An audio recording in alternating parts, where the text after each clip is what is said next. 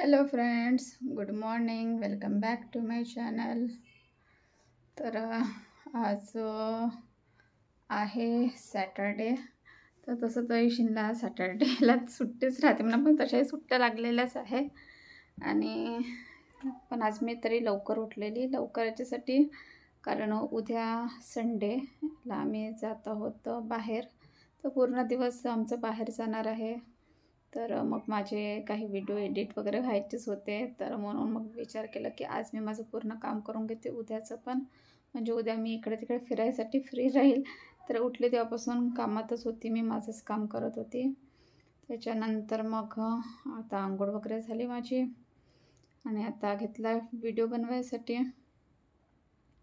तर ॲक्च्युली इवांशीसाठी आता मला बनवायचं आहे नाश्ता. तर नाश्त्यामध्ये ना आज अशी रेसिपी बनवणार आहे जी की छोट्या मुलांसाठी तर आहेच आहे, पण ती उपवासाला पण चालते अशातनं रेसिपी. आणि आता तशी पण नवरात्र येणारच आहे आणि छोट्या मुलांसाठी ती रेसिपी खूप छान आहे. तर ते पोटॅटोपासून बनते आणि खूपच छान वाटते. थोडी स्वीटमध्ये आहे ही रेसिपी, पण खायला खूप छान वाटते. उपवासामध्ये पण चालते छोटे मुलं, आणि असं पण तुमची कधी इच्छा झाली तर तुम्ही बनवू शकता. तर आता मी इवांशीसाठी बनवणार आहेच, तर तुमच्यासोबत पण ही रेसिपी शेअर करते. आणि सोबतच आज मी मिल्क पावडर पण बनवणार आहे. त्या दिवशी बघा मी दूध ठेवलं होतं गरम करायसाठी, तर ते ना छान दूध आटलेलं आणि ना 2 दिवस मी वाळायसाठी ठेवलेलं, तर ते एकदम छान वाळून गेलेलं. तर आज मी दाखवणार तुम्हाला की त्याचं पावडर कसं बनवायचं एकदम मस्त हेल्दी पद्धतीने. आणि नेक्स्ट 1-2 दिवसांनी जेव्हा पण ब्लॉग बनवेल ना, तर तेव्हा त्याच्यापासून एकदम हेल्दी मिठाई बनवून दाखवेल मी तुम्हाला. तर आज फक्त पावडर बनवून दाखवते. तर चला किचनमध्ये. ॲक्च्युली इवांशीला लागली आहे भूक, तर त्याच्यासाठी आधी बनवून घेते. पावसामध्ये मस्त बसले तुम्ही.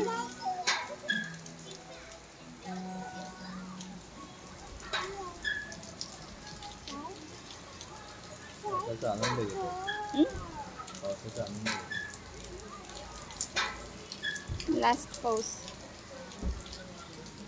तर इथे मी घेतलेला आहे बॉईल पोटॅटो आणि याला आता किसून घेत आहे.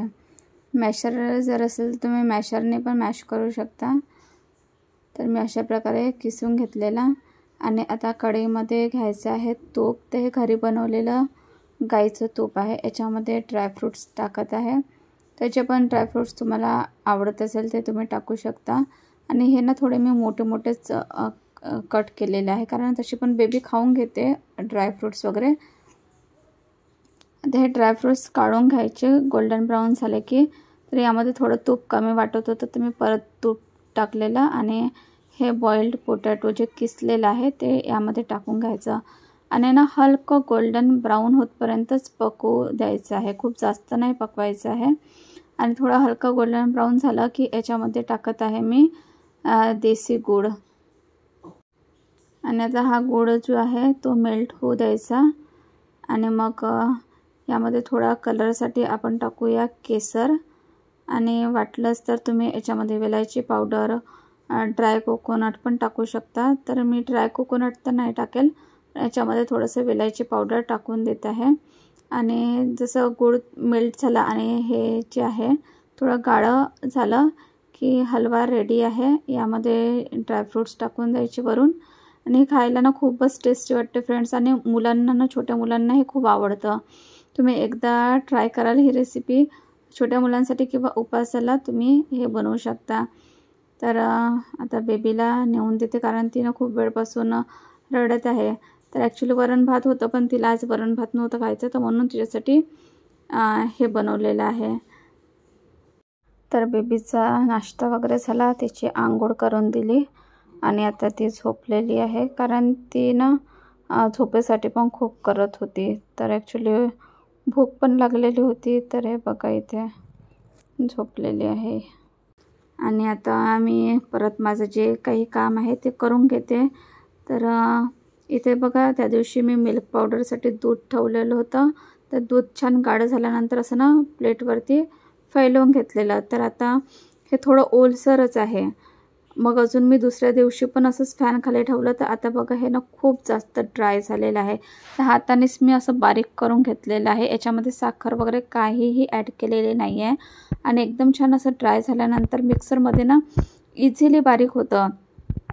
बघा छान असा पावडर झालेला आहे एकदम मस्त. तर आता याला ना चाळणीने चाळून घ्यायचं म्हणजे काही असे थोडे जाडसर वगैरे कण असतील तर ते पण निघून जातात.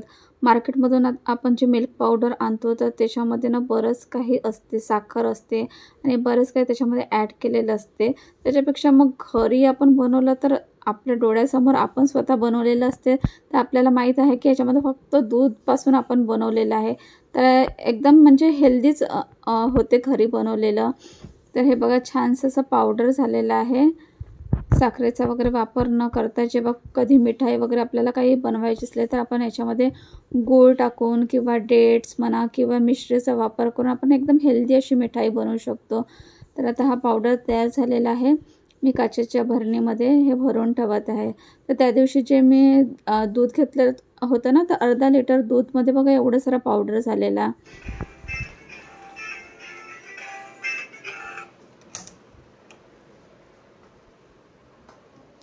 वाटलंच या स्वागत आहे तुमचं. आले मग फिरून. माझी मुलं पप्पासोबत बाहेर फिरायसाठी गेले ना तर काही ना काही खायसाठी घेऊनच येतो आणि ईशिन पप्पासोबत बाहेर याच्यासाठी करतो कारण त्याला माहीत आहे पप्पासोबत बाहेर गेलं की पप्पा जे पाहिजे ते घेऊन देतात. तर बघा इथे दोघांनी 2 बर्गर घेऊन आणलेच आणि मी यांना ना बाहेरचं खाऊ देत नाही पण पप्पासोबत गेले तर त्याला माहीत आहे की पप्पा घेऊन देतात म्हणून. हे बघा आमची पिल्लू. पा पा पा पा